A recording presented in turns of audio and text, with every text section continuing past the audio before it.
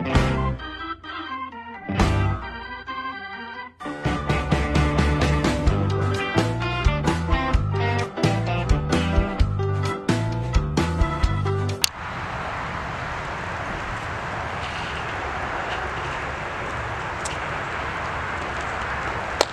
mes frères et sœurs dans le Seigneur. Mon nom c'est Trésor Vangi Mipata. Nous sommes devant l'église Life Tabernacle que vous voyez. L'église Life Tabernacle, là où nous rassemblons pour adorer notre Seigneur, notre Dieu, Seigneur Jésus-Christ. Vous êtes les bienvenus vous tous.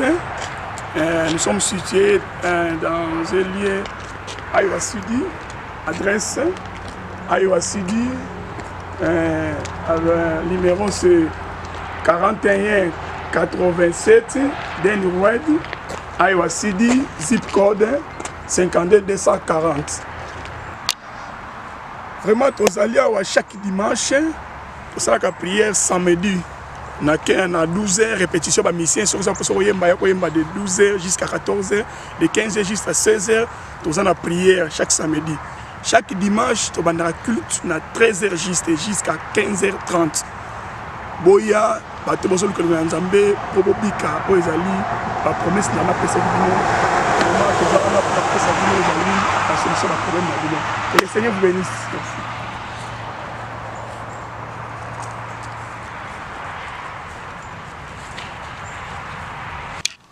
De retour sur ce plateau, chers amis, c'est l'émission Tout savoir sur les frères Trésor Vangi de l'église Life Tabernacle. Nous sommes aux États-Unis d'Amérique, chers amis, précisément dans la ville de North Liberty. Mais le siège de l'église dont les frères Trésor prient se trouve au niveau de la ville de Iowa City, dans l'état d'Iowa, ici aux États-Unis d'Amérique. Frère Trésor, maintenant, Batou, il faut y avoir Makambo, Batou peut vous voyez la vérité. Parce que ceux qui Moutatali, Makambo Lobawa, à canapé, à comprendre réellement, Makambo Zani. D'ailleurs, quand on a eu des sous-sous, Yekoli, tant que Bible tini bango, bokene bisika nyoso, bote ya maloba na nzambe. Pe, babandaki kufandisa l'église, netiza lelo, par exemple, Céline, to, ils kaka juste, baleki na ville bo batei, et puis, batona babongo limité, batona bango moko, na volonté na bango babandi ko continuer makama nzambe. To ezalaki ki ba yebouye ale bazwi mutu mo bafandisi wana po, baso ka rapport. Pesa biso na nous, différence entre apôtre kala to basala nzamba kala o basalaka na Yesu to oyo basalaki après Yesu na basala nzambo ya lelo ebele oyo bazo bima bima to oyo to monaka na TV. Différence na niveau ya liloba ya nzambe eza wapi na basala nzamba na mibale ya kala na ya sika. Oui, merci na question na yo. Différence eza makasi. Différence eza makasi. Mais il y a solo bazate bazali. Alors Bible dit que tout ça fondé par l'enseignement des apôtres. Jésus qui c'était la pierre angulaire. Donc cela veut dire que Pierre, Jésus, les disciples, ils ont présenté les pierres, ils ont beaucoup fondement. Maintenant, ce que les lots sont l'église. Il faut que l'église on compare à l'église qui existait avant you. Parce que l'église est là qui est raté. Alors on a prévu que Jésus a dit que hors de ton atteindre les disciples. Alors partout.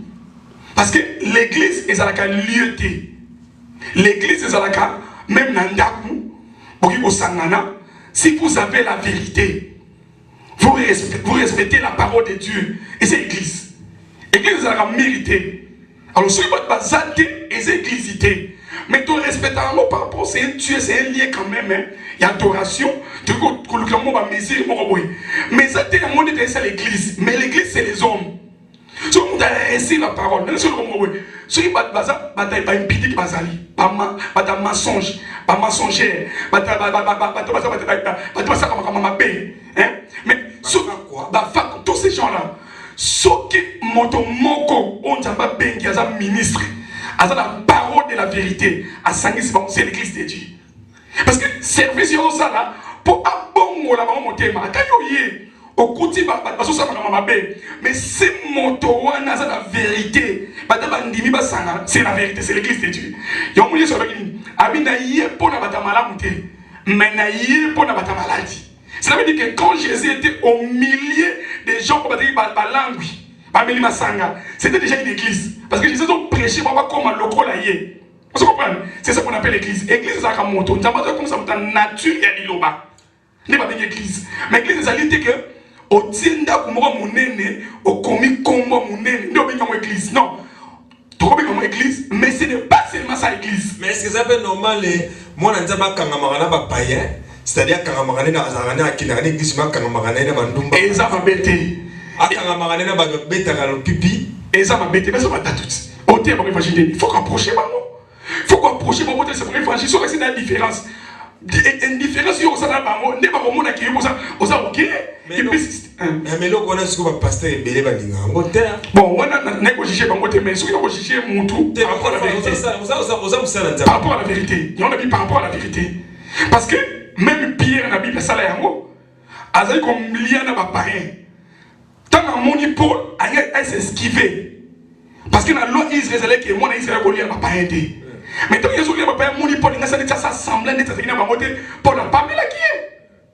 Paul n'a pas mis la qui est. Oui, mais c'est là que dit. Oui, il y a un peu de Paul, la Bible, c'est impoli. Parce qu'il y a un makagi, respect, n'a pas fait kagi, to, mon avis, Yesu, le bossonnet. Mais les critiques, Paul a vu évangile par la révélation. Oui, mais je crois que tu as comme place maté, tu as oublié mon passé, mais tu as aussi ma moi mon cœur.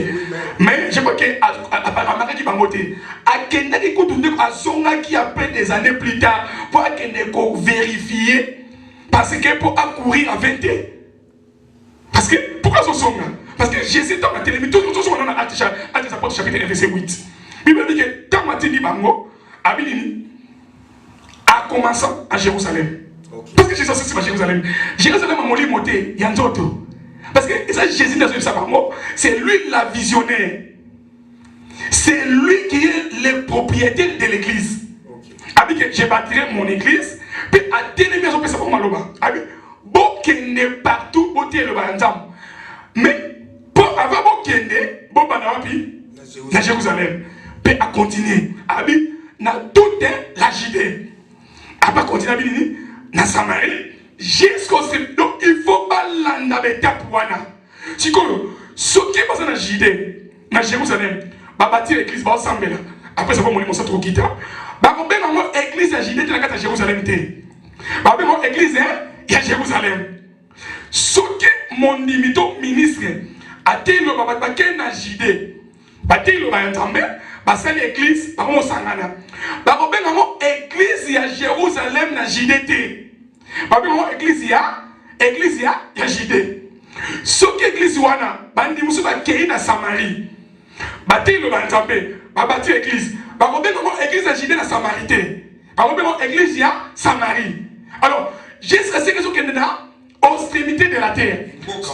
Voilà. Sur l'église, ils ont porté les noms des lieux. Né dans le jardin d'Éden, jardin, ils ont porté les noms d'Éden parce que le jardin va placer comme on a Éden. On est très clair. Voilà. Ce que les longs motos, au côté de la Judée, église Congo Jérusalem, c'est qu'on comprend que ce sont des églises de visionnaires. Ce sont des propriétés privées des hommes. Parce que l'église, c'est qu'elle a réagi, elle a principe, elle a entendu. Ce que nous avons mis dans l'extrémité de la terre. Donc, nous avons l'extrémité de la terre. Donc, comme même l'église extrémité, alors l'œuvre et la continuité à Jérusalem. Parce que Jérusalem, c'est le commencement. Parce que, bon, pendant Jérusalem, na Judée, na Samarie. Si vous avez l'extrémité de la terre, on s'allie l'église.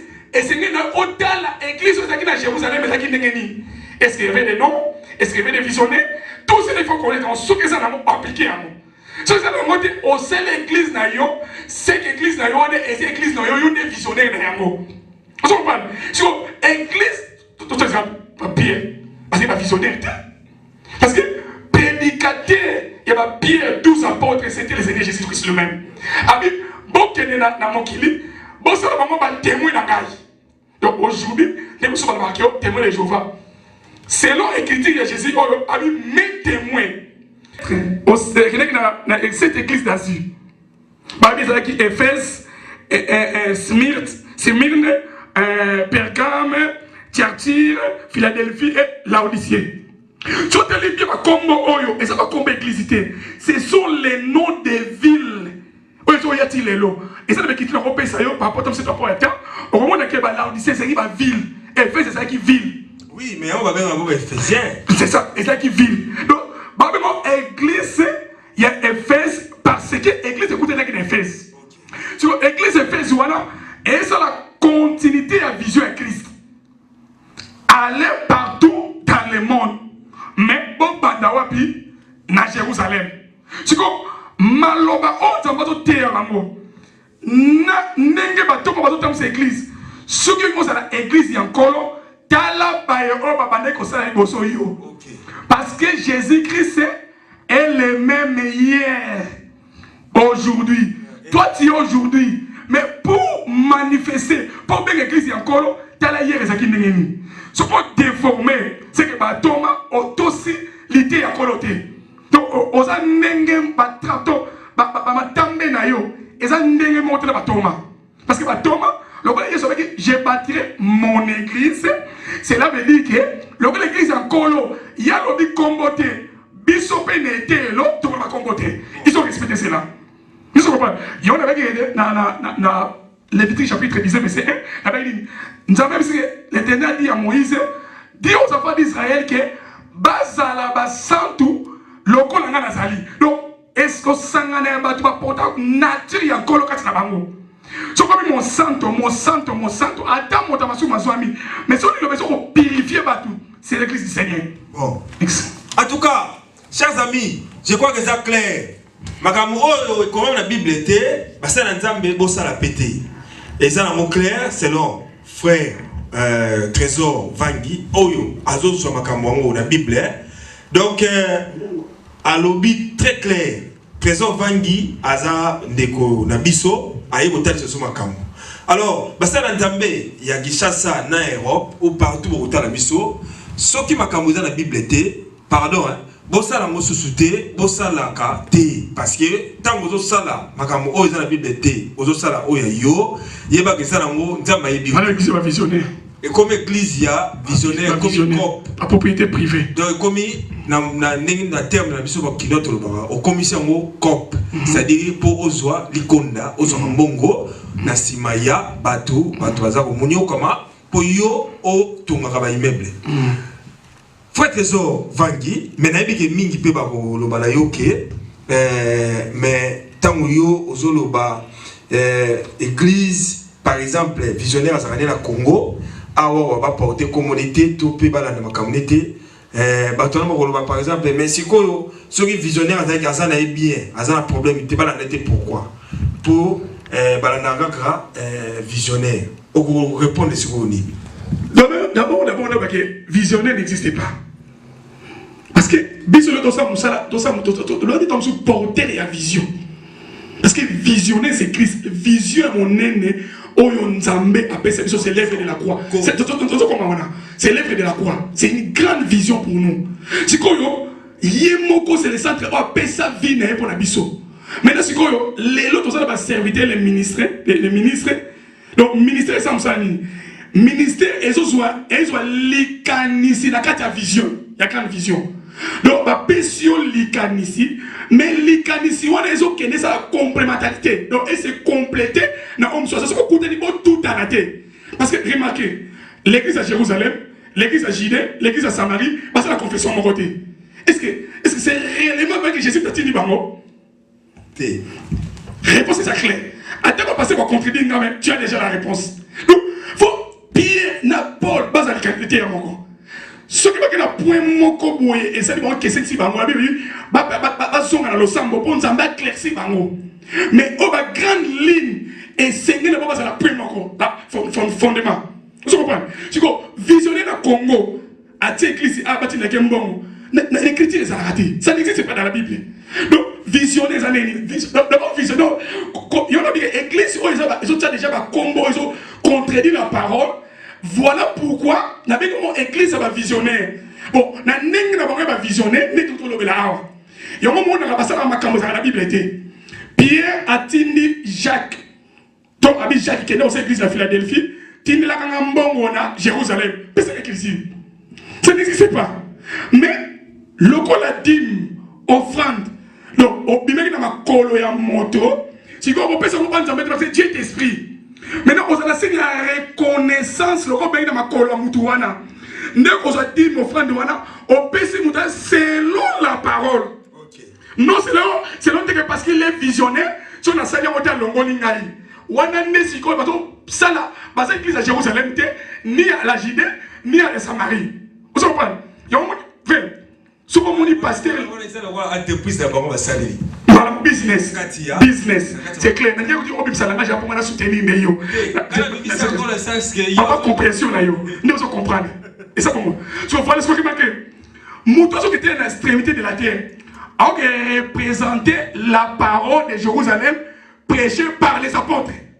Tu comprends? Donc, à hôtel c'est Christ, mais il y a autre yeux à moi père Thomas. Mais ceux qui ont côté à ma combat qu'on va tomater, donc combat que c'est l'église naïe. Mais le roi batulé non, n'a pas aussi bien effectivement à faire aller. Bon, dit que dans Isaïe chapitre 7, bon, il y a cette femme, qui va dire que tout ça n'a pas ça combo na yo. C'est papa Omer qui a posé ces questions. Babi, tout ça n'a pas ça qu'il y a combo na yo. Mais il est nabiso moko, il a pas payé abiso moko. Mais vous comprenez? Les gens ont besoin seulement les noms de l'église et les noms du mari. Mais misala et salelo, hein? Tout vie et vous avez abiso moko. Il y a un matin c'est j'ai dit abike. Seigneur, ton prophète na combo na yo. Vous avez dit na combo na abi. Éloignez-vous de moi. Je ne vous ai jamais connu. Les serviteurs de l'iniquité. Oh, l'iniquité, c'est les œuvres, c'est la nourriture, c'est les habits. Vous comprenez? L'iniquité, c'est les habits et la nourriture. Ça veut dire que, comme il y a Jésus, tout comme ça, l'église, et ça sera s'il y a salité. Mais, comme il y a Jésus dans l'église, il faut un ingrédient ça là. Donc, l'ingrédient, on a ça là que, comme on a l'église, on a l'église à Jérusalem, on le Seigneur Jésus-Christ, c'est moi qui visionnaire. Voilà. Merci. Donc, ce qui est ingrédient des athées, donc, on sait l'église à côté, on sait l'église selon le monde. Alors, qu'est-ce qu'il selon le monde? Bon, c'est l'église, c'est ce jugement charnel. Remarquez cette fille, il y a Séfa. Badi ba moni Paul so bengana batuna kombo ya nani ya Jésus Christ. Tanga avec ça là, et ça dans Actes chapitre 19. Aso bengana batuna kombo ya Jésus. Babi ke mais que nous sommes bengana kombo Yesu. Nous sommes fait combattre ça nini? To que ça la délivrance. Ba ki ba bengana ba démo ba petit ba kati ba bilamba. C'est que les noms ça suffit pas. Les noms de Jésus ne sauvent pas sur les ingrédients. Nous faut connecter à Jésus. En connexion, ça veut dire respecter les principes de la parole. Quand tu respectes la parole, tu es l'église de Dieu. Même dans vos quatre, l'église on peut et comme il y partout s'ils sont là, s'ils ont la vérité, c'est l'église à Kolo. C'est l'adoration. C'est la fausseté. C'est l'église de Dieu. Je parle. Oui, je soutiens ça. Exemple pour comprendre bien. C'est-à-dire, trésor bien. Donc, pour la fois trésor, ok, on a mangomba ou ezakana batu belé pour azobanga kolobana éviter pourquoi azobanga et pourtant ça musala nzambe lobana yo ngala azopesa kana zo compléter, c'est-à-dire oleka ngala lobaka kake bekiso zaka batu belé ane tonda bandumba tonda batu ya bangi et tonda batu ya ba misala mabepe yango alingaka loba mais siko ngape na ina tuno pe kaka par rapport yango ndenge nini sikoyo batu wana oyo basana kati ya COP ba pasteur wana oyo basala ba plan na bango nini kasi bakoko zonga kasi na bosolo poto citer na wana kasi pesa bango ya conseil. Merci. D'abord il faut respecter d'abord fondement des apôtres. Jésus qui c'était que la pierre angulaire wana et le bamina livre pierre azolo bayamo. Maintenant il faut d'abord vérifier ton enseignement pour courir à 20 ans. Vérifier moi dans les écritures. Bondez la peine d'ambé. Parce que beaucoup appelé, mais ça a un pédélie. Pédélie, mais beaucoup. Porte étroite. Et ça porte oyo, et même avec la perdition, il y a beaucoup de choses qui sont là. Nous avons 10 000 personnes, 30 000, ça sera plein. Mais est-ce que plein, et ça signifie que les plaies tous plein, on a le royaume de Dieu, point d'interrogation. Tu comprends? Maintenant, si vous cherchez à l'évangile, mais la responsabilité, ça fait la mutation de l'évangile.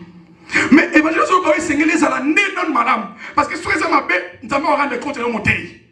Tu comprends? Alors, comme il y a pasteur, on comprend l'évangile. Nous prêchons la parole, pourquoi nous disons que nous sommes des frères? Tu comprends? Parce qu'il y a des étapes que nous devons respecter pour que nous devenions cela. Nous devenions pas passer la vie comme ça. Mais 4 versets, 5 versets comme ça, on peut passer. Voilà pourquoi tout ça, tout ça réservé. L'église du Seigneur, c'est d'abord la parole. Il y a un moment donné, Jésus a situé l'église dans 2 positions. L'église corps du Christ, corps mystique du Christ. On a fondé la santé. Tous les serviteurs là que nous voyons, on a interdit parce qu'il y a des principes, il faut respecter les principes de Christ. Bon. Mais l'église locale, tous les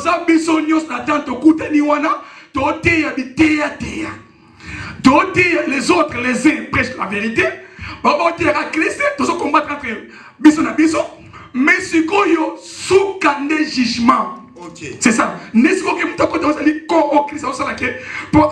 les membres dans le corps. Les membres pour le perfectionnement. Donc, c'est ça. Voilà. Nous ratons encore au niveau de la régie. Batala Spot, il y a Frère Trésor Vangi, dans l'église. Dengue, Ozo Sengabatu, Baza convaincu la parole de Frère Trésor. Botala yé, au Sengabino Boya, Botala Pelingomba, Lingomba Moro, très bien, très calme, côté Ezali. Vraiment, au Rosala la méditation, au la méditation, nous bien, Bassal Pese Belé Kuna. Donc, Botala, et puis toujours son rapport, tout Silsa, émission O. De retour sur ce plateau, chers amis, je crois que vous remarquez, il y a en face de moi des DVD avec beaucoup de couleurs ici. Pour être trésor, en tout cas, nous allons terminer cette émission pour aujourd'hui. Bateau Yokio, Makamo déclaré, vraiment, ils ont un bateau. Na ligue kaka, na profité parce que tout ça, na film moko oyo, tout savoir et salagi, yangai. Ndé, tout ça la promotion dans mon pays. Pour nous, bah DVD billet, pour nous encore pour cadeau na yo, pour autant la film on andaku, tout le béni, makam, bona, oligno, ah, voilà. Donc, on est yo, que nous avons maman, na bana, film et Z, tout le temps monté dans le public jusqu'à ce que bah ça procuré dans le DVD. Mais c'est tout spécial. Merci de pas mon avis, vraiment, je suis content. Oui, allez-y. C'est la disque, les disques. Oui, je suis content, merci. Donc, chers amis, commandez vos DVD pour regarder à la maison en famille, les films EGED. Je crois que Esther Nango déjà, au Taraka, Nego Zubongo, et vous pouvez accès à chaque fois que vous avez besoin d'un biseau. Tu as vu que aux autres DVD na biso, c'est-à-dire soutenir biso na film, biso peut te soutenir. C'est ça les cadeaux. Pour tout combien de cadeaux surprise va dire le cadeau monini. Cadeau ezaka kanke tant au soutenir biso. Vous souscrire aux 8 DVD à chaque fois que vous avez besoin d'un biso, vous aurez des discounts dans ma camionnette si vous avez un anniversaire. Tu as un prix normal pour soutenir biso tant vous avez besoin tant vous avez besoin. Je te pèse parce que vous avez invité biso et c'est belé na sakoyo donc il va couleur et c'est belé. Alors pour la seconde aussi cette émission et là on ni bato ba ko kanga kasi na o Italie église ya Yambo na église ya Lelo et puis on peut s'appeler bato place ba ko mona ba tout le monde déjà sport na yo ndenge o l'accès église ndenge au lobby ndenge pe ba moni pancarte ya life tabernacle ni ozali wana ba moni nyoso ni mosolia ngani kana yemba sikoyo poto comme péter la souka parce que l'émission de mission il vraiment pour pas kanga na mukuse biloko nini olingi ko transmettre bato et puis pe nzela nini ba Kristo to bandimi nyonso to pe mutu nyonso akolanda yo esengela kanga na etali de l'église ya mon église sikoyo et puis pe sa place bako komona pour bato ba kobisa lisusu ma lobantam. Alors il y a bien pas mon nom na remercier d'abord pour le disque et ça m'a pas la vie non merci alors on va savoir que ba Kristo botan la Bible. Paul le dit, veillez-vous les uns et les autres. Et Jésus le dit, veillez et priez afin que vous ne tombez pas à la tentation. Cela veut dire que veillez-vous les uns et les autres. Bâtir un ministre à parté. Bâtir un pasteur à parté. Il faut tout veiller pour n'avoir mon habit. Ok, le jugement, pasteur va défendre. C'est le moment de vérifier l'idée de yo par rapport à Jérusalem. Alors, ce qui est important, on a mis tout ça derrière temps. Tu vas sauter. Mais on va payer belé. Peut-être que tu vas sauter. Même dis-moi, on va payer belé. Alors, numéro de téléphone, ils allaient 319 383 90 20. Naza ensemble l'église parce que on a tourné vidéo. Naza wana ceux qui besoin un numéro pour bengi, je crois que vous avez contact belé to solo là to partager. Na web sabino pe o esengé to ba raté. Alors l'évangile est un moment où tu que tout dans la vérité avant de parce qu'il y a un père visionnaire à cela qui moi père frère il y a une correction toujours parce que Paul n'a Pierre mais Pierre n'a à côté de sur libosot. Pour le coup de la Jésus qui s'après, mais à mon énergie, qui va pas à pas mêler, à zone ici et là. Cause à la paix, cause à la moto à bandit église, et il va te cause à parfaiter. Tu es un homme dans la chair. Donc, tu as prier, tu connaissance, tu excellent à telle issue, tu peux marquer, tu peux la précision. Alors, pour la préférence, église et même combo y a lieu. Église, ils ont la visionnaire. Mais nous avons les gens qui ont porté l'évangile que Jésus qui savait prêcher en Jérusalem, à toute la Judée, au Samarie, jusqu'aux extrémités de la terre. Alors, si tu as cet évangile, gardez en moi, on est pour défendre. Nous avons comme un livre, Apocalypse 14 et 19. Et ceux qui sont mis dans le Seigneur, ils sont reposés en paix, car leurs œuvres les suivent. Mais qu'on porte ba combo l'église que nana zalaka qui quitte, nana zalaka matadie, nana zalaka bommier. Yango moni ignorance c'est toujours les collaborateurs mon abido. Porter le nom de Christ. Pour porter ce nom, il y a des principes. Sois respecté en mode tu n'es pas chrétien. Voilà pourquoi les gens vont porter le nom de l'église avec les doctrines où ils ont contredit les apôtres. Mais je vais combo na combo à Christ. Mais je me connais c'est le Seigneur qui lui-même viendra pour appeler sa salaire dans chacun de nous. Que le Seigneur bénisse. Na pas pour nous parce que vous allez, nous avons pas pour la bino. Je suis votre frère. Je prends ce qui est écrit dans la Bible. S'il y a une erreur, c'est une correction, je suis humble, je parle avec tout le monde, je rigole avec tout le monde, je fais des blagues avec tout le monde, mais la place où il y a beaucoup, il y a pour prêcher la vérité,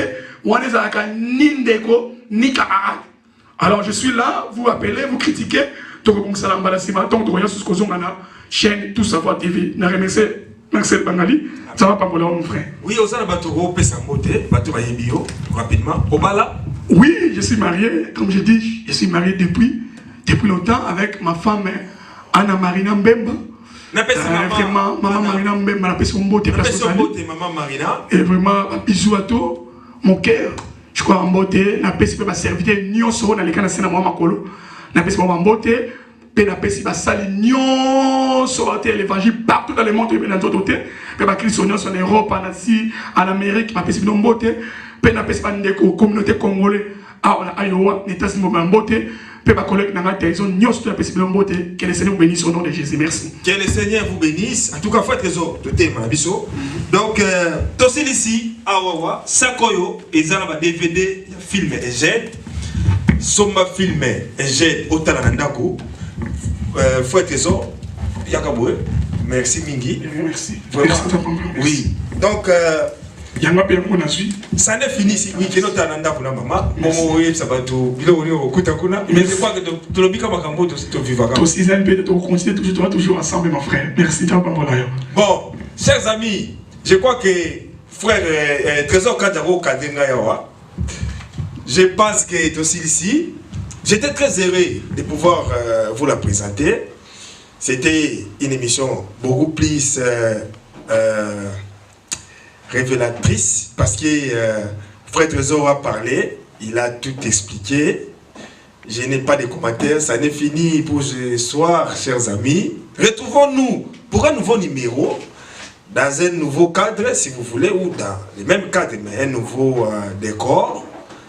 J'étais très heureux d'avoir comme réalisateur des merveilles Trésor Kanza. Merci beaucoup. Appelez-nous pour les DVD du film complet et jette. Au revoir. Vous êtes belé, vous êtes à la biso. En tout cas, nous avons loko. Na ko pesa bino te. La pesa bino ka matondi. La pesa bino ka thank you. La pesa bino ka merci. Ni nango lelo bozo sala wa. Katana. Savoie TV, la télé du millionnaire.